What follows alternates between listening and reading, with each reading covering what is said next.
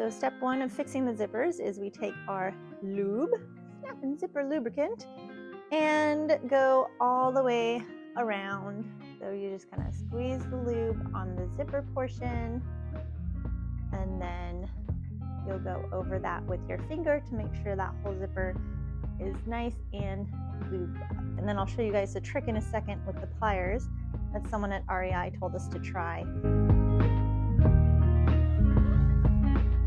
The zipper goes nice for the working zipper after it's lubed. Is that one pretty good?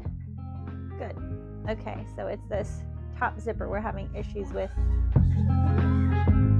Okay, so after you get the lube on, you have to open and close it a couple times to get the lube in the full zipper track.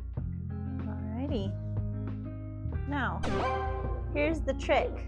So, you use the pliers to squeeze both sides of the zipper, because with use, they just naturally come apart.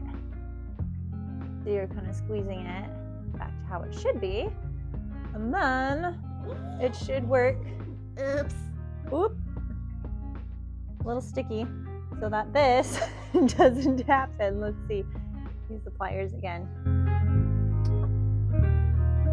Dun, dun, dun.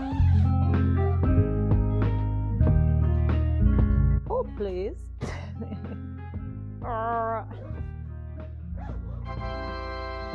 Okay, that's looking better. Some little fibers from the tent, which actually you pulled quite a bit out of the zipper, so that came out, and then you zipped it up again and it worked. So lube, pliers, and then just kind of double check for any fibers or something that might be stuck in the zipper itself. Ta-da!